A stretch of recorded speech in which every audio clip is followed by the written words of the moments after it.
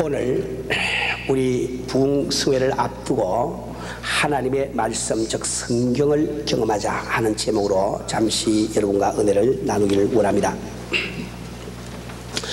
사실 우리 성도님들 우리 신앙생활에 가장 중요한 것이 성경이라고 말씀을 드렸습니다. 왠가니까 우리는 성경을 통해서 우리가 섬기는 하나님을 알 수가 있습니다. 우리는 성경을 통해서 우리가 어떻게 해서 구원을 받을 수가 있는지, 또 어떻게 해서 구원받은 우리가 성공적인 신앙생활을 할 수 있는지 이것을 알 수 있기 때문에 이 성경은 우리에게 절대적으로 중요한 것임을 우리는 잘 알고 있습니다. 이 귀한 성경을 우리가 가지고 있지만은 이 성경을 어떤 눈으로 우리가 보느냐, 어떻게 이것을 생각하냐, 어떤 개념을 가지고 이 성경을 보느냐에 따라서 이것이 우리에게 유익함이 되기도 하고 유익함이 되지 못하기도 합니다. 같은 성경을 가지고 있지만은 아주 이상한 개념을 가지고 성경을 쓰시는 분들이 들어 계십니다. 마치 이 성경이라는 이 책자, 이 인쇄된 이 책자가 마치 어떤 능력이 있어. 이것을 내가 어디 들고 다니면은 이것이 나를 지켜보하고, 이걸 놓고 다니면은 무엇이 나를 이렇게 위태롭게 만들고, 이런 그 막연한 생각을 가지고 신앙생활 하시는 분들이 들어 계세요. 우리는 이 감정을 통해서 참 어떤 사람이 전쟁에 나갔는데 적군의 그 총알을 맞았는데 어머니가 주신 작은 성경을 호주머니에 꽂고 있었는데 이렇게 그 성경에 이 총알이 맞아서 자기가 몸을 상하지 않았다, 이런 감정을 듣게 됩니다. 그래서 하나님께서 그 사람을 살리시기 위해서, 은혜를 주시기 위해서 그때 그 성경을 사용하신 것이 그 성경이라는 책자 자체에 그런 능력이 있는 것은 결코 아니죠. 우리가 이 흔하이 특히 우리 한국 성도님들은 어디 갈 때 성경을 가지고 가지 아니하면은 그만 이제 좀 마음이 허전하고, 성경만 가져가면은 좀 든든하게 생각을 하게 됩니다. 우리를 지켜보호하신 것은 이 성경 속에 기록된 하나님의 말씀이 우리를 지켜보호하는 것이, 이 책자가 우리를 지켜보호하는 것은 결코 아니겠죠. 또 어떤 분들은 이 성경을 아주 재미있게 이용을 합니다. 점을 치기 위해서 이용을 한다 이 말입니다. 어떤 분들은 당신 생년 월일이 언제입니까? 이렇게 대답을 해주면 그것을 이렇게 참 계산을 희한하게 되어서 그 참 성경의 페이지 수를 결정하라고 그걸 탁 열어서 이렇게 나에 관한 이야기를 해주신다 이 말입니다. 어떤 분들은 또 이런 신앙생활을 하신 분들이 계세요. 아침에 일어나서 기도를 열심히 하고 그 기도한 다음에 성경을 아무데나 탁 펴서 제일 첫 번째 눈에 뜨이는 그 말씀이 바로 그날 하나님께서 나에게 주신 말씀으로 믿고 그 말씀을 붙들고 살기를 원합니다. 아마 어떤 형제가 그러한 그 신앙을 가지고 아마 성경을 본 모양이에요. 하루아침에 열심히 기도하고 성경을 탁 열었는데 그때 바로 눈에 띈 것이 마태복음 27장 5절 말씀입니다. 그 성경 말씀을 보니까 유다가 은을 성소에 던져놓고 물러가서 스스로 목매어 죽은지라. 큰일 났어요. 하나님이 이렇게 시키려는 마음 한데 이건 아니야, 이건 잘못된 거야. 열심히 기도하고 성경에서 역사해 주시옵소서. 정말 이번에는 하나님의 말씀을 주시옵소서. 다시 기도하고 다시 성경을 탁 열었어요. 그냥 탁 손가락을 짚어가서 탁 보는데 그때 읽은 말씀이 누가복음 10장 37절 말씀입니다. 가서 너도 이와 같이 하라. 큰일 났어요. 또 다시 또 기도.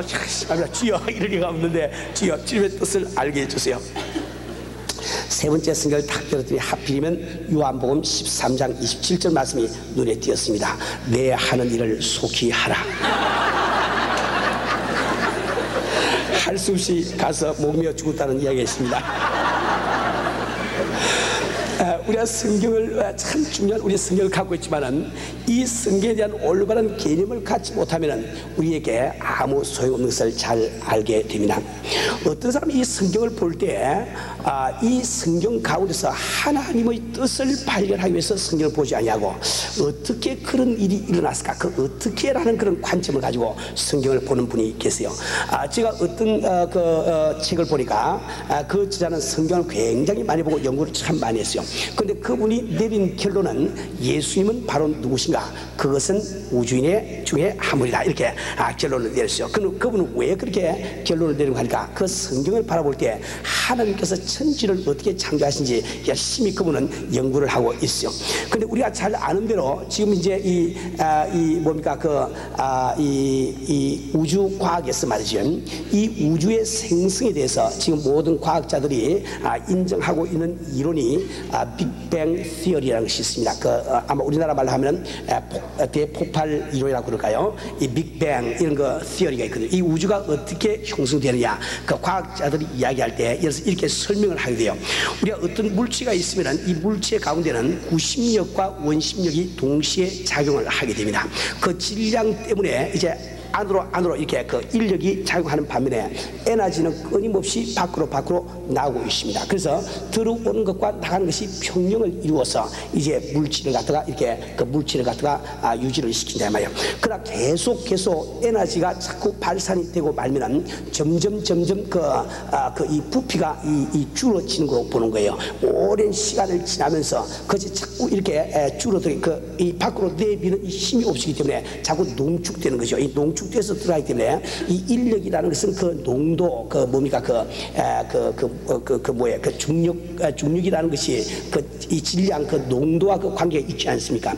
그래서 그것이 아주 이렇게 더 그 질량이 높아지고 또 높아지면 점점 더 멀데 있는 물질을 갖다가 자기 속으로 흡수를 해드린단 말이에요. 이것이 아주 그 힘이 점점 더 커져서 밖으로 나가버리고 자꾸 농축이 돼서 딱 커지게 되면 드디어 빛조차도 이렇게 빨아들인다고 이 가정을 하는 거예요. 빛도 그 인력에 의해서 빛까지 빨아들여 버리니까 그것이 바로 우리가 보는 흑점이라고 이야기하는 블랙홀, 그 흑점, 우주에 있는 그 흑점에 생긴 것이 바로 그래서 생긴다고 가정을 한 거예요. 그래서 그 흑점 속에 이제 많은 이게 농축된 그 물체에 많은 그 빛까지 합쳐서 자꾸 빨아들일 때 점점 그 속에는 참 이렇게 에너지가 다시 축적이 됩니다. 도무지 그것이 이 구심력을 가지고 이렇게 보존할 수 없을 그때가 되면은 그때 다시 폭발을 해서 이제 밖으로 나오게 되는데 제일 먼저 블랙홀을 탈출해서 나오는 것이 제일 빛이 속도가 빠른 빛이 바로 나온다고 생각을 하는 거예요. 그러니까 이 성경을 그렇게 보시는 그분은 어떻게 이렇게 참 3,500년 전에 쓰여진 이 성경에 이 빅뱅 시어리와 꼭 맞는 빛을 먼저 창조하는 기사가 나오느냐. 이것은 반드시 그 당시에 우주인이 이 지구를 갖다가 방문하고 그 과학이 극도로 발달한 그 우주인들이 이런 이론을 가르쳐 주었기 때문에 그렇게 했을 것이다. 그 엉뚱한 결론을 내려버리게 되고 마는 거예요. 왜 그런 사람은 그런 실수를 저지르니까 이 성경을 가지고 열심히 뒤져보고 연구를 하지만은 그는 이 하나님의 뜻을 알기 위해서 왜라는 그런 안경을 쓰지 아니하고 어떻게라는 안경을 쓰고 성경을 보기 때문에 그 성경 자기에 아무 소용이 없는 겁니다. 여러분, 어떻게라는 것은 과학적인 관점을 이야기하는 거예요. 우리 신앙이라는 것은 하나님의 뜻을 우리가 알기 위한 것이며 항상 왜라는 관점에서 성경을 보게 되는 거죠. 또 그 반면에 우리는 이 성경을 믿음으로 보지 아니하면 도무지 성경 말씀은 깨달아지지가 않습니다. 우리가 이 믿음이라는 그 개념을 가지고 이 성경을 볼 때만 하나님의 뜻이 깨달아진다 말입니다. 이걸 왜 우리가 믿음으로 볼 때 이 성경이 깨달아지냐, 그 뜻이 깨달아지냐, 이것을 설명하기 위해서 제가 참 좋은 이런 예화를 여러 가지로 생각해 봤는데 도무지 생각이 나질 않아요. 제가 옛날에 한번 이렇게 설명한 예화를 들어서 다시 한번 설명을 하기를 원합니다. 제가 그 6.25 사변 직후에 얼마 후에 제가 리더스 다이제스트에서 이런 기사를 읽은 적이 있습니다. 어떤 그 부인이 글을 쓰는데 그 부인의 남편이 2차 대전 동안에 전쟁을 나가서 실종이 되어버렸습니다. 죽었다는 그 사망 확인도 못하고 실종이 되었어요. 그런데 그 부인은 그 남편이 죽었을 리가 없다고 생각하고 그 남편 돌아올 날만 손꼽아 기다리고 있습니다. 그런데 이 부인이 기대했던 대로 그 남편은 과연 죽은 것이 아니라 어느 장거리 속에 들어가서 갇혀 있다가 7년 만에 그가 다시 고국으로 돌아오게 되었습니다. 그런데 이 남편은 자기 집으로 돌아오면서 자기 아내를 깜짝 놀라게 행복하게 해주기 위해서 자기가 돌아온다는 사실을 집에다가 연락을 하지 말라고 이야기를 하고 출발했습니다. 그런데 이 연락을 받은 그 동네의 우체국장이 호의를 베푸기 위해서 일부러 그 부인을 찾아가서 당신 남편이 사실 이만저만해서 지금 놓여서 오고 있는데 당신 남편이 당신을 놀래주게 하기 위해서 이 소식을 전하지 말라고 했다는 그거까지 이야기를 해줘 버렸어요. 부인은 그 이야기를 들은 다음에 그 남편이 돌아오면 그 남편을 깜짝 놀라게 해주기 위해서 이제 정성껏 여러 가지 준비를 하기를 시작합니다. 남편이 돌아오는 그날 참 그 남편과 더불어 함께 참 식탁을 함께 먹을 수 있는 그 식탁을 꾸밉니다.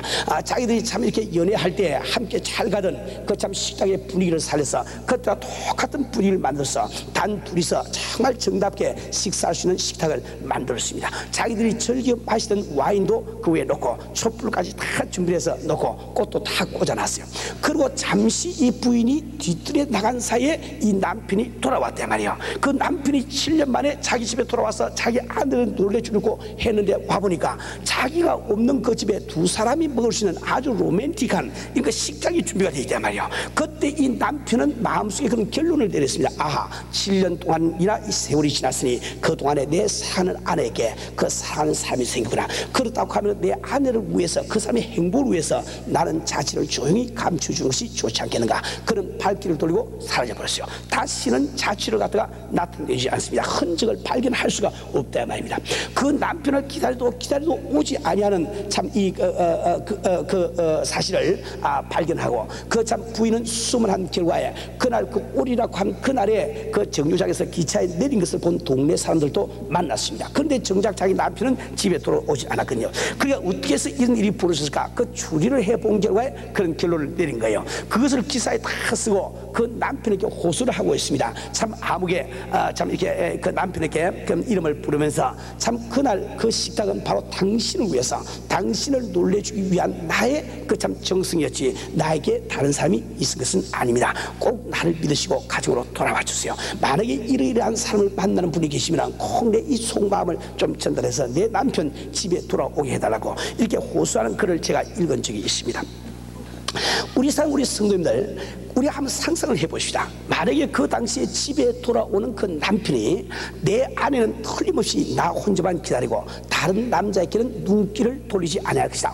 완전히 확실히 믿는 그 믿음만 있다고 하면 아주 인간은 아주 쉽게 그 참 식당이 됐을 때 이거 나는 이야기하지 말라고 그랬는데 누가 중간에서 이야기해 주거나 그거 아주 짐작하는 것이 아주 쉽다 말이에요. 근데 왜 그런 짐작을 할 수가 없습니까? 그래서 내 마음속에 자기 아내를 의심하는 일말의 의심이 있기 때문에 그 생각이 나질 않는 겁니다.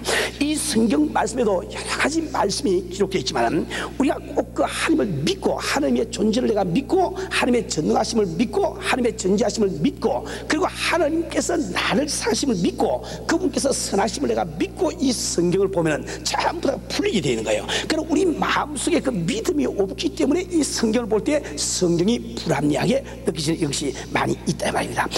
그뿐만 아니라 이 성경을 볼 때는 중요한 또 다른 한 가지 개념이 있습니다. 그것은 바로 이 성경을 볼 때 이 성경은 우리 하나님께서 내게 경험하라고 주신 것이 절대로 연구하라고 주신 것이 아니라 이 개념을 가지고 우리 성경을 보지 않으면 내게 유익함이 전혀 없게 되는 겁니다.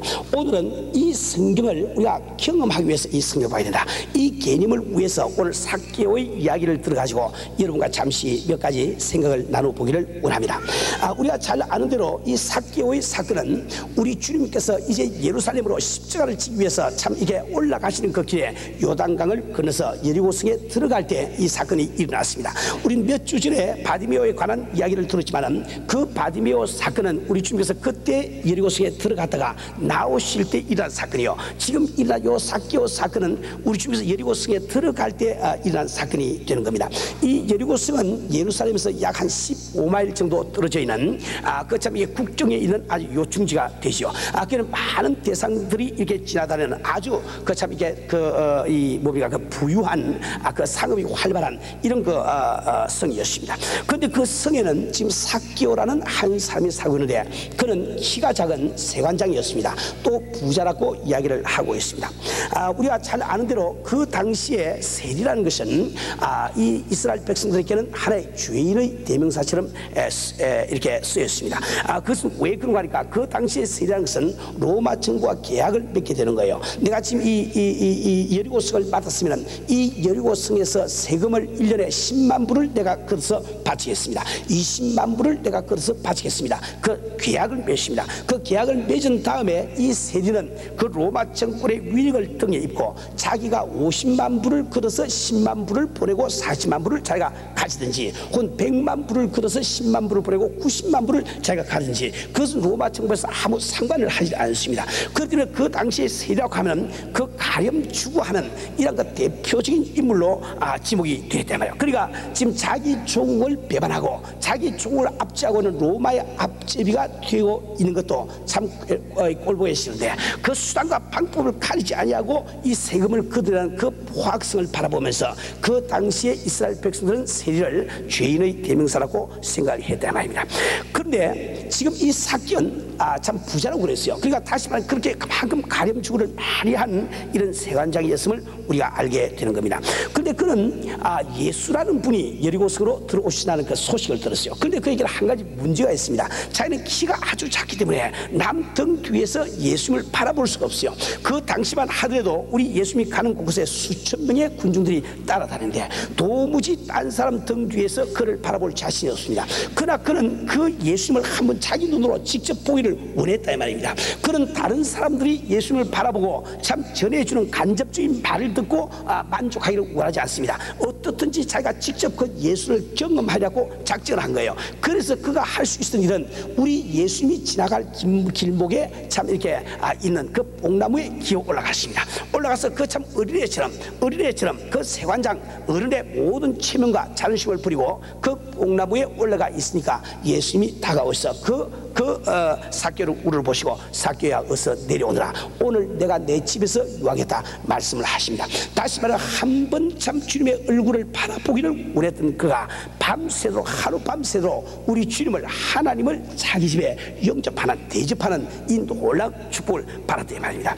우리는 여기서 우리가 세 가지만 생각을 하기를 원합니다. 첫 번째로 왜 삭개오는 뽕나무에 올라가기를 원했습니까? 그는 직접 자기가 예수님을 체험하기를 원했습니다. 경험하기를 원했단 말입니다.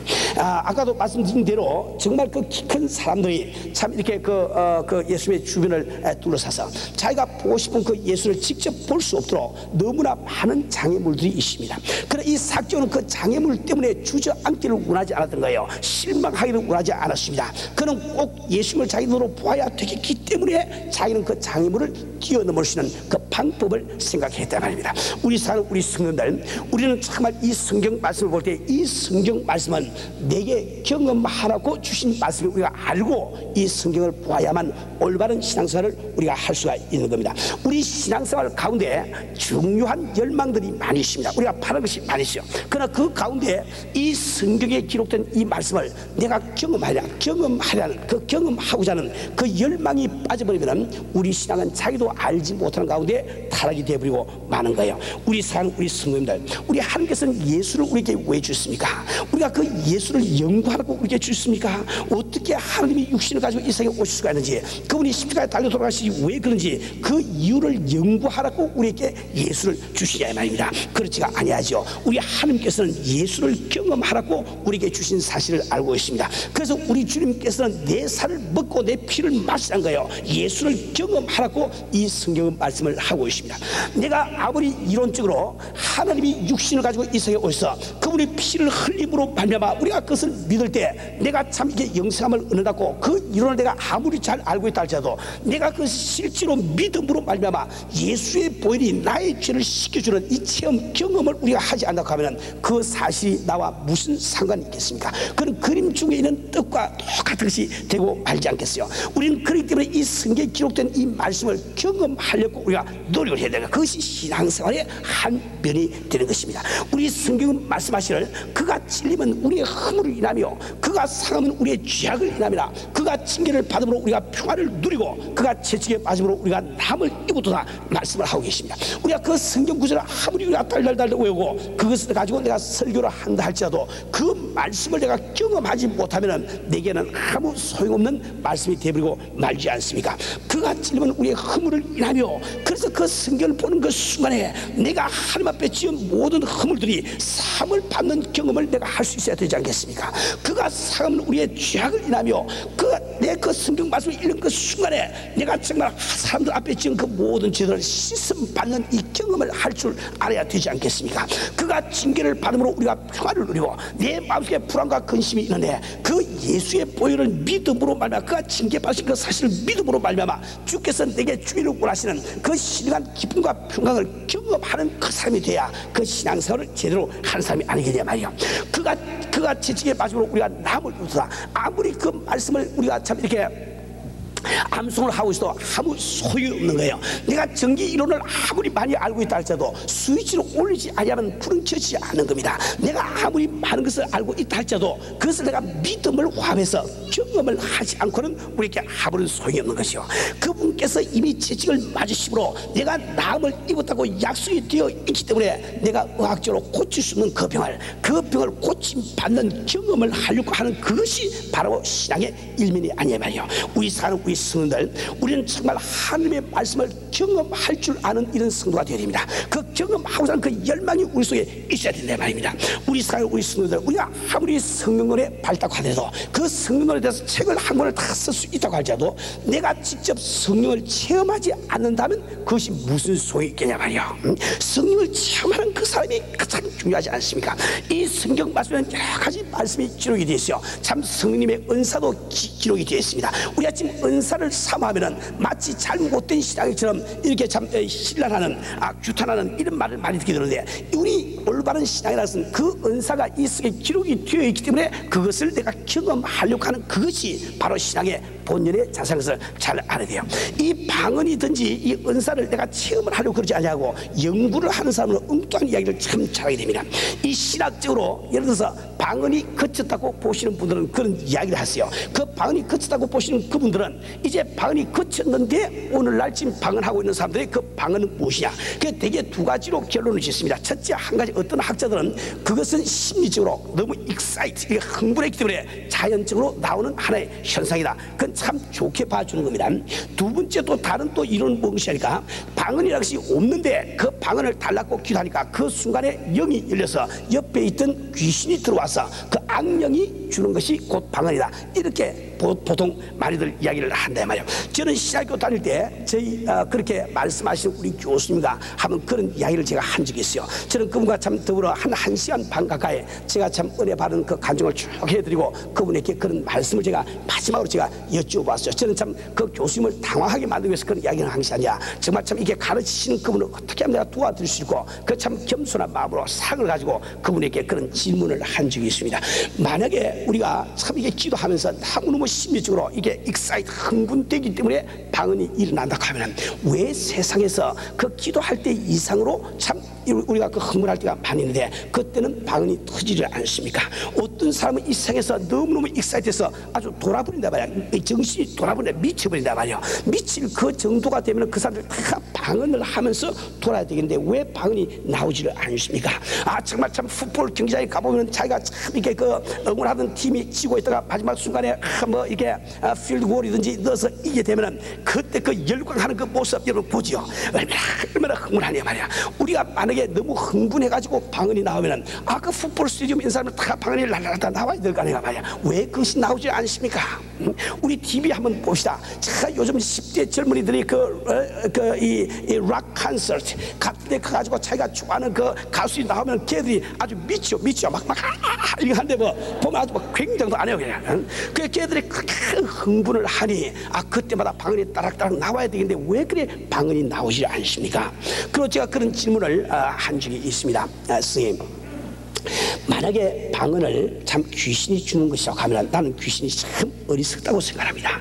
나는 방언을 받고 나니까 예수가 참 더 잘 믿어집니다. 내 주변에 있는 많은 성도들을 보면 10명이 방언을 받으면 그 가운데 방언을 받고 난 다음에도 아무 변화가 없는 분들도 없잖아 있어요. 있지만은 10명이 받으면 그 안에 6, 7명은 신앙이 확 이 구체로 달라지는 것을 우리가 본다 이 말입니다. 그럼 왜 귀신이라는 것은 원래 예수를 못 믿게 만들려고 하는 것이 자기의 목적인데 방언 같은 것은 자꾸 줘가지고 그 예수를 잘 믿게 만듭니까? 그 참 이상하지 않습니까? 제가 그런 그 반문을 한 적이 있습니다. 왜 우리는 그러한 그 잘못된 교대를 갖게 될까요? 내가 성경에 기록되어 있는 이것을 경험하려고 하는 그 의욕이 없이 경험하려고 하지 아니하고 연구만 하려고 하니까 잘못된 결론을 얼마든지 낼 수가 있단 말입니다. 우리 성도들, 이 성경은 분명히 말씀하시를 그 신령한 은사에 대해서 말씀을 하시면서 너희는 더 큰 은사를 사모하라고 명령을 하고 있습니다. 우리가 정말 이 성경을 내가 경험하기 위해서 우리가 참 바라볼 때 그 성경의 참 뜻을 올바르게 알 수가 있단 말입니다. 우리 성도들, 우리는 이번 집회를 통해서 여러분들이 하나님의 말씀을 경험하는 집회가 되기를 원합니다. 여러분들이 정말 이 성경에 기록되어 있는 그 말씀을 내가 경험하라는 그 강한 그 참 열망을 가지고 이 집회에 참여하시고 축복받는 여러분 되시기를 주님으로 축원합니다. 우리가 이 성경 말씀에 참 여호와 이레라, 하나님은 우리의 길을 예비하신 분이라, 우리의 앞길을 예비하신 분이라고 우리가 알고 있습니다. 내가 아무리 그것을 찬송을 부르고 아무리 설교를 한다 할지라도 나를 위해서 예비하신 주님의 손길을 경험하지 못한다고 하면 그 하나님이 자기에게 무슨 소용이 있겠습니까? 이 성경 말씀에 여호와 살롬이라고 말하고 있습니다. 즉 하나님께서 우리의 평강이 되심을 이야기를 하고 있습니다. 내가 아무리 그 찬송을 부르고 설교를 한다 할지라도 그 예수님으로 말미암은 평강이 내 속에 임하지 아니한다고 하면 내게 그 무슨 유익함이 있겠냐 말이에요. 우리는 성경 말씀에서 여호와 니시라는 말씀을 듣습니다. 여호와는 나의 기치시오 나의 승리라는 그 말씀을 듣는다 말이에요. 우리가 그것을 아무리 본다 할지라도 내 생활 가운데 주님이 나를 위해서 싸우셔서 예수님 때문에 승리하는 이것을 경험하지 못한다고 하면 그 말씀이 내게 무슨 소용이 있겠냐 말입니다. 우리 성도들, 우리는 정말 이 신앙의 본질이 무엇인지 우리 알아서 정말 이 하나님의 말씀 성경을 경험하려고 하는 것이 우리 건전한 신앙생활에 빼지 못할 한 가지 요소임을 분명히 깨달아야 되는 겁니다. 우리 성도들, 이 삭개오는 그 예수님을 경험하기 위해서 그가 한 일이 뭡니까? 그는 뽕나무에 올라갔단 말입니다. 그는 자기와 예수님을 가로막고 있는 장애물을 극복하기로 원해서 초월하기로 원했습니다. 그래서 그는 뽕나무에 올라갔습니다. 그 뽕나무에 올라간다는 것은 그 삭개오가 자기 체면과 자기 자존심을 버리지 않고는 도무지 올라갈 수가 없는 거예요. 나무 위에 올라가는 것은 아이들이나 올라가는 것이 어떻게 점잖은 그것도 참 이 율법을 존중히 여기는 이스라엘 그 민족 가운데서 나무에 올라간다고 생각도 못하는 거예요.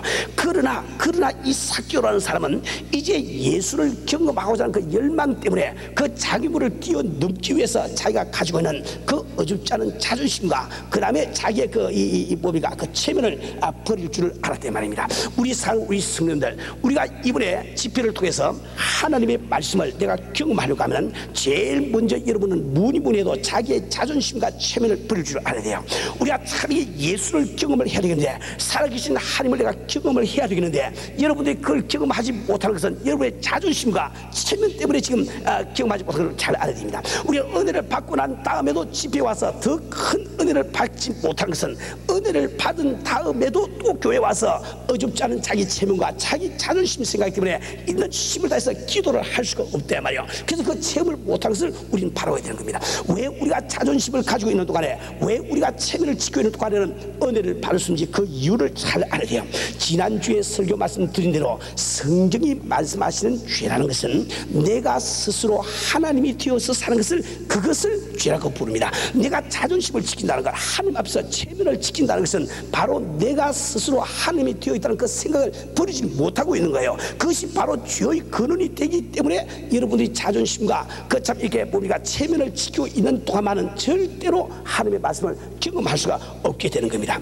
우리 성도들, 우리는 왜 주님께서 심령이 가난한 자는 복이 있나니 천국이 저희 것이며 그 천국을 소유하려고 하면 심령이 가난해져야 된다는 그 말씀을 왜 하신 그 이유를 알아야 됩니다. 심령이 가난하다는 그 뜻은 나의 자존심을 버리고 나의 그 체면을 버린 그 상태를 이야기를 하는 것 아닙니까? 왜 성경 말씀은 너희가 어린아이와 같이 되지 아니하면 천국에 들어가지 못한다고 말씀하고 계십니까? 어린아이와 어린의 차이가 뭡니까? 자기의 체면을 버리라는 거예요. 자기의 자존심을 버리라고 이 성경 말씀을 하고 있단 말이야. 우리 성도들, 우리는 정말 이게 참 하나님 앞에 우리 기도하면서 이 성대 생활을 우리 해나가면서 하나님의 말씀을 경험할 때마다 참 자존심을 버리고 체면을 버리고 우리가 구할 때 우리 주님께서 응답하심을 우리는 다 알고 있습니다. 제 경우만 보더라도 처음에 내가 주님을 영접하는 그 순간 나는 참 그 당시에 하나님이 계시지도 모른다는 그 한 가지 그 생각 때문에 모든 자존심과 체면을 다 버렸습니다. 그 방 가운데는 나의 아내도 앉아있고 또 예수 믿지 않는 다른 친구들도 앉아있지만 그 체면을 생각하면 나는 그 당시에 카페트 바닥에 갑자기 내가 무릎을 꿇고 울면서 기도를 못했을 거예요. 그러나 내가 참 정말 하나님이 계시다고 하면 그분을 한번 만나고 싶은, 그분을 경험하고 싶은 그 열망 때문에 나는 참 맥주를 마시며 담배를 피우고 있다가 그 한순간에 딱 놓고 저는 아주 가짜없이 그냥 카페트 바닥에 무릎을 꿇었어요. 그 나를 전도하는 사람을 내가 대적을 하고 있다가 나는 그래서 두말 없이 그 자리에서 나도 예수 믿기 원하니 나 위해서 기도 좀 해달라고 부탁을 드렸어요. 그리고 내가 무릎을 꿇고 앉았을 때 그 방 안에는 다른 사람은 다 사라져버리고 오직 주님과 나 두 사람밖에 없습니다. 그 가운데 나는 정말 울면서 눈물을 흘리면서 주님 앞에 주여 정말 하나님이 존재하시고 하나님께서 천지를 창조하시고 나를 포함해서 인류를 창조하시다고 하면 당신께서 인류 역사를 주관하고 계시다고 하면 주여 나를 좀 만나주세요. 나를 좀 만나주세요. 나는 정말 42년 동안 생을 살아왔지만은 예수 하나님을 내가 알 수 있는 능력도 내게 없고 믿을 수 있는 능력도 내게 없습니다. 하나님께서 나를 도와주시 아니하시면 내가 어디 가서 또 하나님을 찾겠나이까. 나는 간절히 주 앞에 기도했습니다. 아주 평생 처음 해보는 기도였지만은 그때처럼 난 내 체면과 자존심을 버린 적이 없단 말이에요. 그렇게 기도할 때 우리 주님께서 참 역사를 해주시고 그 예수님을 만나는 귀한 은혜를 받았습니다. 그것이 나의 생활을 이렇게 변화를 시켜주고 정말 참 이게 참 기쁘게 참 주의를 하는 종까지 되지 않았습니까? 우리 사는 우리 신령들, 우리가 정말 이번에 정말 이 집회를 통해서 여러분들은 하나님의 말씀을 경험하기로 작정을 하시고 그 말씀을 경험하기 위해서 반드시 자기 체면과 자기 자존심을 버리는 성도 되시기를 주님으로 축원합니다. 저는 이 신앙생활을 해오면서 여러분 그런 경험을 참 많이 했어요. 아주 제가 위태로운 경지에서 그 하나님의 아주 구체적인 도움의 손길을 받을 때마다 나는 내 자존심과 내 체면을 다 버리고 주 앞에 기도를 했어요. 근데 그 자기의 체면과 자존심을 다 버리고 기도한다는 게 쉬운 일이 아니에요. 그거 다 알고 있지만은 평소에도 잘 안 돼도 참 많이 했어요. 그러나 내 아들이 죽어갈 때는 그때는 체면이고 자존심이 없습니다. 버스 놓고 그냥 막 한 3시간 동안 주 앞에 막 이렇게 울부짖고 기도했더니 주님이 내 아들을 살려주시단 말이에요. 내가 지금도 은사 받을 때 그 방언의 은사 체험할 때를 제가 지금 기억을 하고 있습니다. 제가 여러분에게 말씀을 드리지만은 새로 교회 나오신 분들 이번에 은혜 받기 위해서 제가 다시 한번 잠시 말씀을 드리려고 합니다. 저는 1977년도 8월 20일 은혜를 받았어요. 받았는데 그 받을 당시에 우리 교회는 한 50명 내지 60명 교인이 나오시지만은 예수 믿는 사람이 거의 한 사람도 없는 것 같아요. 왜 그런가 하니까 우리는 참 예배가 끝나고 나면은 한 집에 가서 아주 참 이게 술병 다 내놓고 아주 술 마시면서 거기서 이제 뭐 이렇게 참 이렇게 포카도 하고 이렇게 하면서 시간을 다 보냈습니다. 그래서 우리는 그 당시에 그 한국 사람이 없는 동네에서 우리는 같이 모이기 위해서 교회를 나왔지 예수를 믿고 나오는 사람은 나를 포함해서 한 사람도 없는 것 같아요. 그러던 우리 가운데서 제가 참 이렇게 먼저 은혜를 받고 이렇게 참 이렇게 거듭나는 체험을 했습니다. 그 다음에 우리 교회에서 자꾸 이렇게 참 여러 사람들이 같은 체험을 하면서 변함을 받았어요. 그래서 몇 주가 지난 다음에는 우리 교회에서 참 예배 드릴 때 진짜 참 사방에서 막 통곡이 나오고 말이지 이런 거 예배를 드릴 수가 있었어요.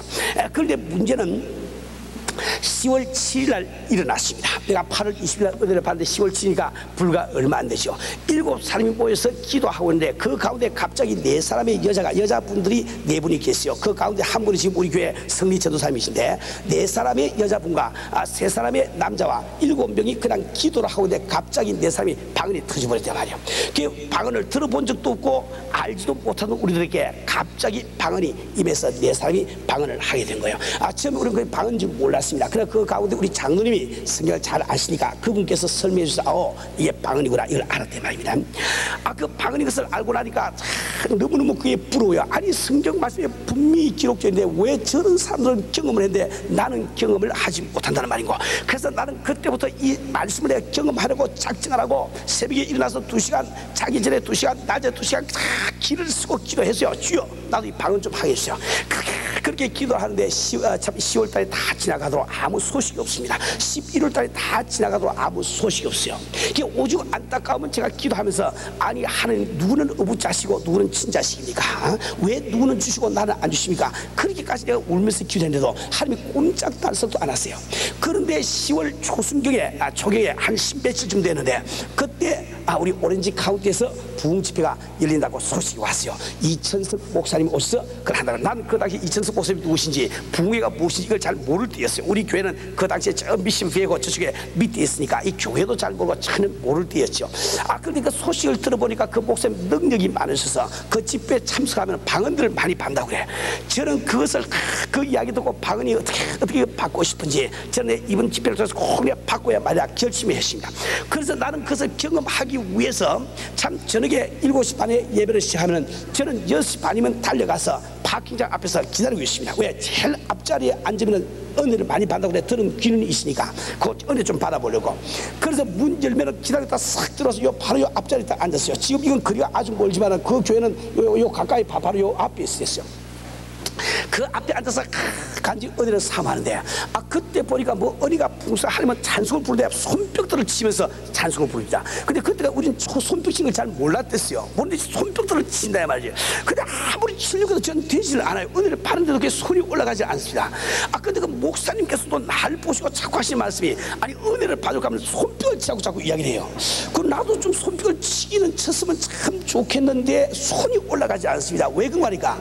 지금 오렌지 카운티에 나를 아는 사람들이 수없이 많이 저 뒤에 와서 앉아 있을 텐데, 내가 지금 손뼉을 치면 그 사람들, 야, 저 김선생 저 손뼉 치다, 그 말 들을 거 생각하니까, 야, 이게 머리 뒤에 이 머리칼 속에 무슨 벌레가 한 마리 기어간 것처럼 자꾸 이게 의식이 돼서 올라가지 않는데 말이에요. 그 왜 그럴까요? 그게 체면 아닙니까? 그게 자존심 아닙니까? 근데 그 목사님 보기도 하지 아니하시고 또 하나 끝나고 나면 또 날 보고, 아니 은혜를 받고 손뼉을 치라고 자꾸 또 이렇게 한다 말이에요. 그러니까 앞에 안 앉아서 모르는데 제일 앞에 앉아서 많이 다 모든 사람 나를 지금 다 보고 있는데 이게 참 큰일 났어요. 그래서 내가 혼자 그때 내 생각에, 그렇지, 내가 정말 은혜를 받으려고 하면 목사님께서 나와서 이 사람들 앞에서 하면 사가다지, 이게 그 물구나무 하면 쓰라, 이렇게 해도 내가 할 판에 어떻게 은혜 받으려고 하는 사람이 손뼉을 치지 못한단 말이고, 생각은 끝까지 갔는데 손은 그래도 안 올라가요. 아주 지람칠에 아주 붙은 것처럼 딱 이래가지고 도무지 이게 올라가지 않아요. 어떻게 하면 올라가서 하면 쳐도 들어 내려갈 것 같아요. 그래서 그때 제가, 그렇지, 정말 내가 하나님의 은혜를 받을까 하면 주 앞에 내가 겸손해야 되는데, 낮아져야 되는데, 내가 한번 해보랴. 그래서 이 손바닥이 안 내려가게 하기 위해서 손을 두고 이런 힘을 다해서 제가 그때 박수를 참 친 거예요. 그 치니까 좀 한 5분쯤 치니까 그거 잘 쳐줘요. 이렇게 다 잘 치쳐요. 그래서 뭐 그때부터 이런 힘을 다해서 뭐 은혜가 풍성하기만 하면은 딴 사람보다 열심히 찬송 막 이게 손뼉을 치고 손 올리라고 하면 손 올리고 참을 제가 다 따라했어요.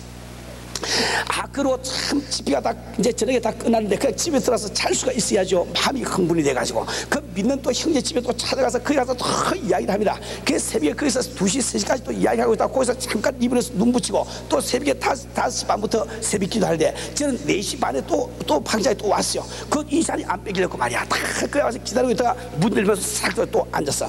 그렇게 제가 그때 부흥집회에 참여를 했습니다. 그래서 하루에 1시간, 2시간 자가면서 야드간에 그 집회를 빠지지 않고 제가 참여를 했는데, 이제 마지막에 토요일 날 오전에 이제 은사 집회를 한다고 그래요.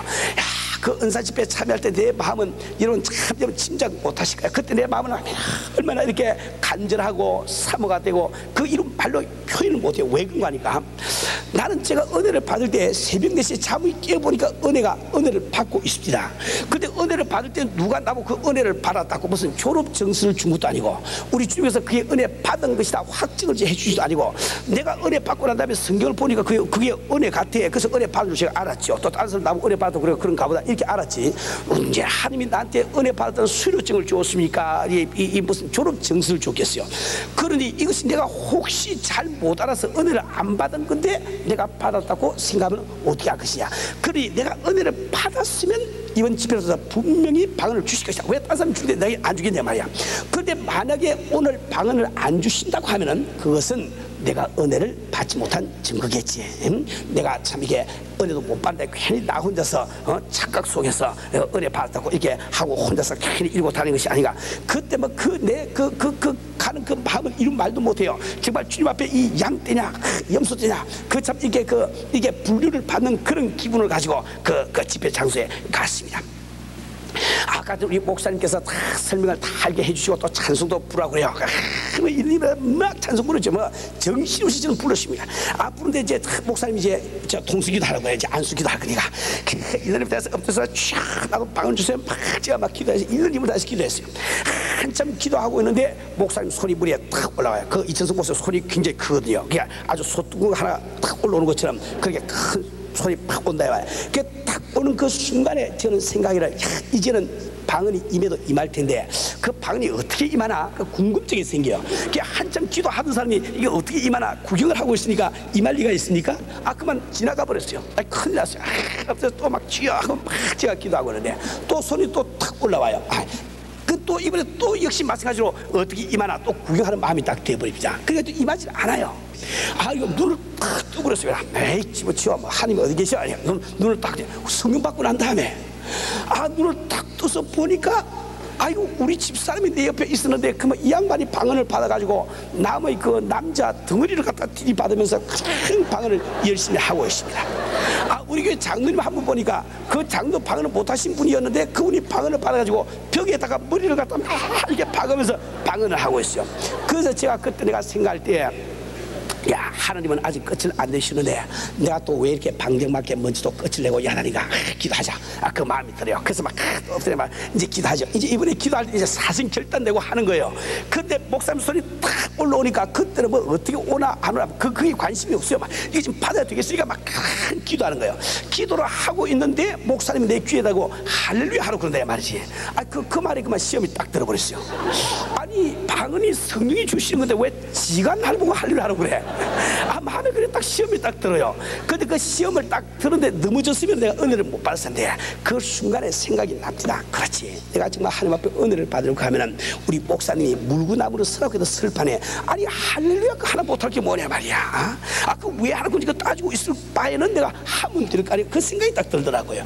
그래서 제가 있는 힘 대해서 할렐루야 할렐루야 이렇게 하니까 한 두 번 딱 했더니 그만 혀가 그냥 종이장처럼 딱 얇아지면서 정말 올라가 배수에서 그냥 방언이 나오는데 그때 그 기쁨과 뭐 이런 말도 못하는 거죠. 우리 사는 우리 성도님들, 우리는 정말 하나님의 말씀을 경험하려고 하면 내가 내 체면과 내 자존심을 버리는 이것을 배우지 않으면 안 됩니다. 이번 이 부흥집회 여러분 정말 작정을 하세요. 내가 정말 하나님의 말씀을 경험하려 작정을 하시고 그 경험을 하기 위해서 자기 모든 자존심과 자기 모든 체면을 버리세요. 누구보다도 먼저서 제일 앞지 않서 손뼉 치자고 하면은 내가 은혜 받기 위해서, 내가 경험하기 위해서 더 힘껏, 나보다 힘껏 쓰세요. 옆 사람 보세요. 남이 이 정도로 치면 자기는 이렇게 치세요. 내가 은혜를 더 받아야 되지 않겠어요? 나를 위해서 신앙생활을 그렇게 해야 되는 겁니다. 참 이렇게 이 삭개오가 그처럼 참 주님을 경험하기 위해서 자기 자존심과 그 다음에 자기의 체면을 버렸을 때 어떤 일이 일어났습니까? 예수님께서 삭개오에게 관심을 기울이시다 말이야. 삭개오를 바라보시고 그에게 무슨 말씀을 하셨습니까? 어서 내려오너라. 내가 오늘 내 집에 유하리라. 삭개오가 바랐던 것은 우리 주님을 잠시 보는 이 눈으로 보는 그것을 바란 거예요. 그것 때문에 그는 이렇게 참 이렇게 체면을 부리고 참 자존심을 부리고 뽕나무에 올라갔는데 우리 주님은 어떤 축복을 주십니까? 글랜스 잠시 보는 그 일별 한 눈으로 보는 그것이 아니라 우리 주님께서 어서 내려오너라. 오늘 밤에 내가 내 집에서 유하라. 하나님께서 자기 집에 들어오셔서 하루 저녁을 주무시면서 대접할 수 있는 이런 귀한 축복을 받은 거예요. 우리가 정말 하나님의 말씀을 내가 경험하기 위해서 내 자존심과 체면을 버리고 여러분 한번 주 앞에 매달려 보면은 주님께서는 당신께서 구하시는 그 이상으로 축복해 주시는 하나님을 꼭 믿어야 되는 겁니다.